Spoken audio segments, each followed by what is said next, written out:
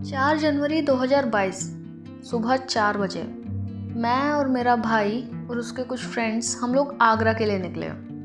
घूमने का कोई प्लान नहीं था, पर भाई की क्लाइंट मीटिंग और फिर ऑफिस का थोड़ा सा फोटोशूट था, तो मेरे जाने का प्लान बिल्कुल अचानक से फिक्स हुआ। और एक दिन का काम था, शाम को हमें घर वापस आना था।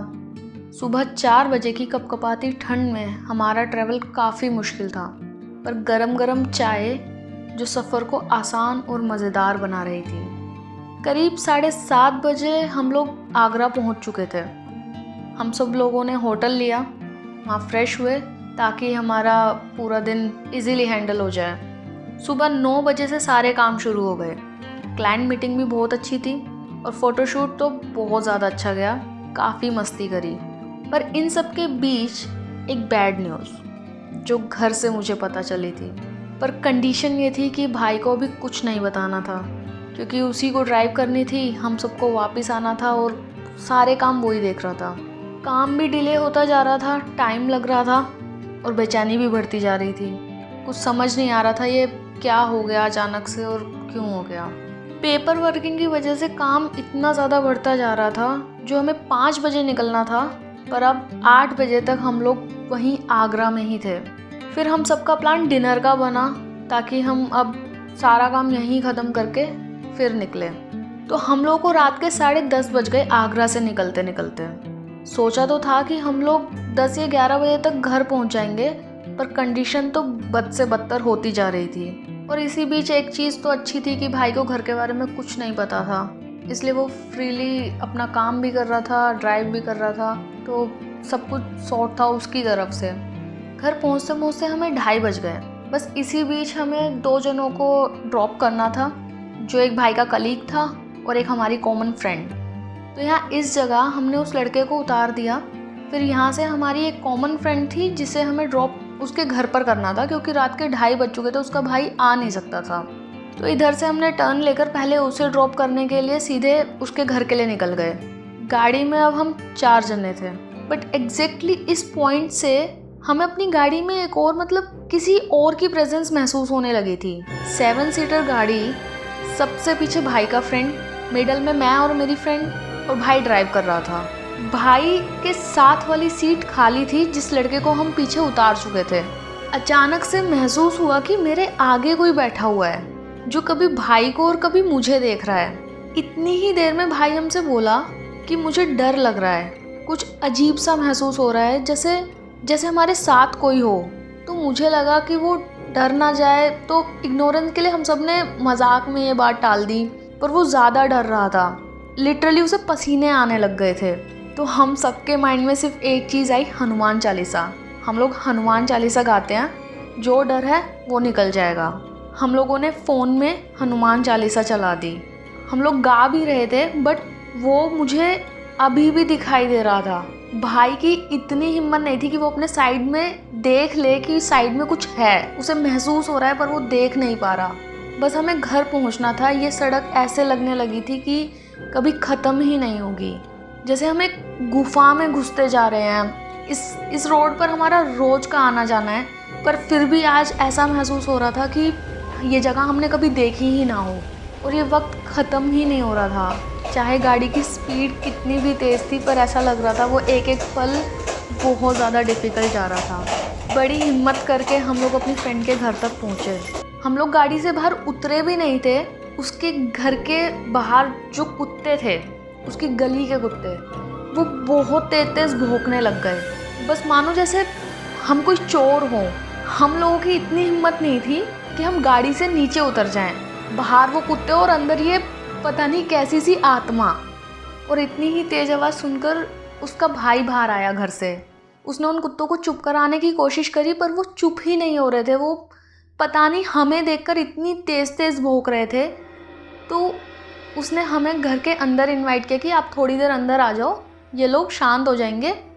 उसे लगा कि हम उन कुत्तों से डर रहे हैं, पर हम किसी और ही चीज़ में थे। तो हम लोग गाड़ी से उतरे, उसके घर के अंदर गए, वहाँ बैठे, पानी पिया, वॉशरूम वगैरह यूज़ किया। काफ़ी नॉर्मल फील हो रहा था। इतना नॉर्मल फील होने के बावजूद भी हमें ऐसा महसूस नहीं हो रहा था कि अब हमें बाहर जाना चाहिए। जाना था, हमें पता था हमें बाहर जाना है, हमें अपने घर जाना है, पर इतना डर लग रहा था कि हम उस गाड़ी में दोबारा बैठना भी नहीं चाह रहे थे। पर वहाँ पर मुझे एक चीज़ तो महसूस हो चुकी थी कि ये चीज़ सिर्फ मुझे नहीं दिखी, ये हम सबके बीच में थी। हम सबको वो एक प्रेजेंस महसूस हो रही थी, वो डर लग रहा था, पर हम एक दूसरे को सिर्फ सहानुभूति दे रहे थे कि नहीं, कुछ नहीं है, सब कुछ क्लियर है, पर कुछ नहीं है। सोचो भी मत कि ऐसा कुछ हो सकता है हमारे साथ। हम इस चीज़ को महसूस कर रहे थे, पर बोलना कोई भी नहीं चाहता था। हम लोग गाड़ी में बैठे, ऑब्वियसली ड्राइविंग सीट पे मेरा भाई था, साइड सीट पे मैं और पीछे हमारा फ्रेंड। अब हम तीनों निकल लिए। घर तो हमें बहुत जल्दी पहुंचना ही था, तो हमने एक शॉर्टकट लिया जो हमारे घर के पास पड़ता। बस हम उस शॉर्टकट पे निकल गए, पर वहाँ पर एक और चीज़ आनी थी, शमशान घाट। उस रास्ते में एक शमशान घाट है, ये वाला। हम इस शमशान घाट को क्रॉस ही कर रहे थे, अचानक से हमें गाड़ी के सामने एक सफ़ेद कपड़े में कोई लेडीज़ दिखाई दी। एक औरत जिसने सफ़ेद कपड़े पहन रखे, वो अचानक से गाड़ी के सामने आई और भाई ने बहुत तेज़ सडन ब्रेक मार दिया।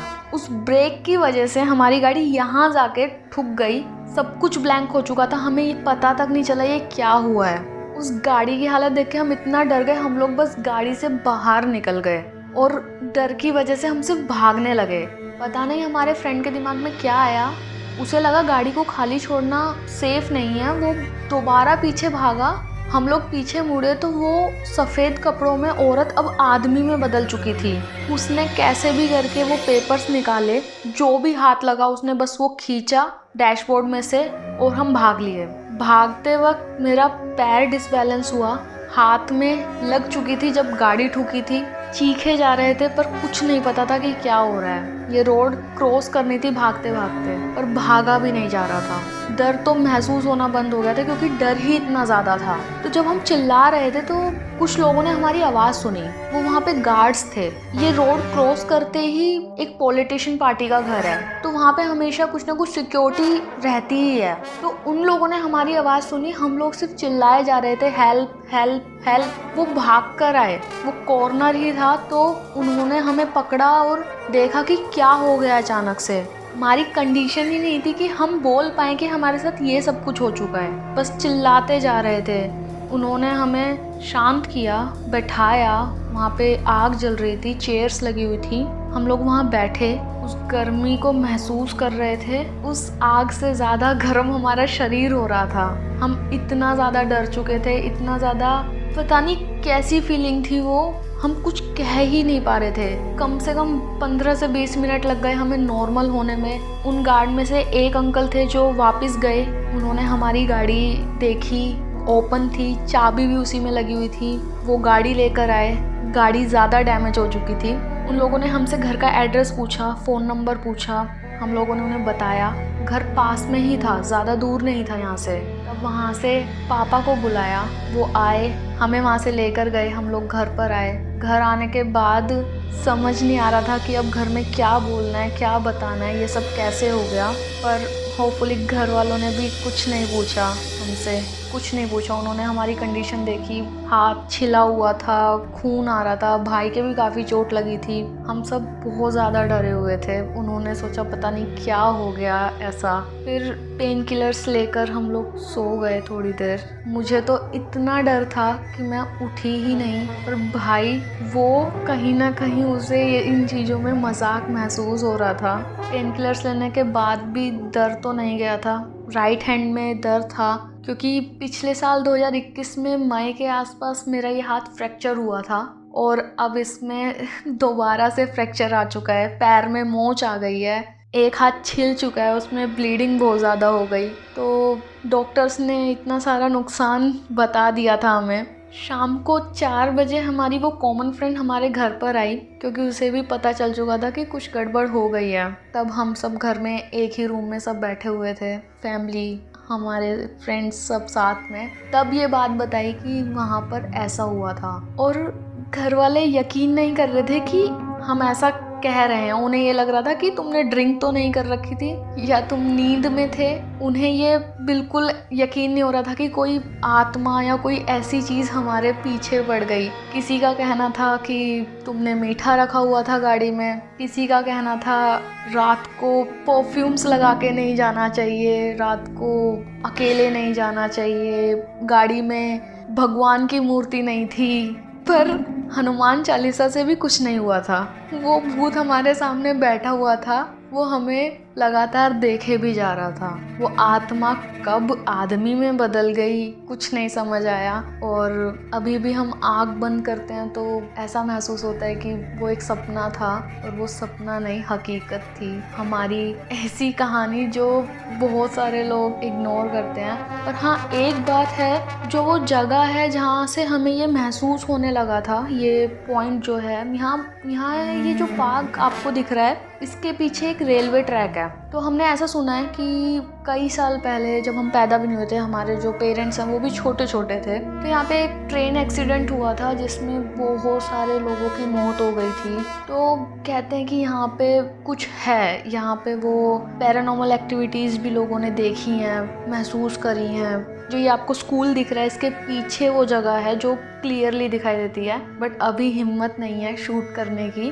अगर आप लोगों को इसके बारे में भी जानना है तो आप कमेंट कीजिएगा, हम आपको बताएंगे कि इसकी रियल स्टोरी क्या है इस जगह की, कि यहाँ पे ऐसा क्यों हुआ हमारे साथ ऐसा। और हाँ, ये वीडियो और ये जो फुटेज आप देख रहे हैं, ये रियल फुटेज है। ये हमने बहुत मुश्किल से निकाली, क्योंकि ना भाई की इतनी हिम्मत थी कि हम उस जगह पे दोबारा जाएं, और ना कंडीशन। तो हमारे कुछ फ्रेंड्स ने ये शूट करके हमें भेजा, कुछ वीडियोज़ और कुछ फ़ोटोज़ उस जगह की। सो ये थी हमारी सच्ची कहानी। तो आई होप आप लोगों को ये पसंद आया हो।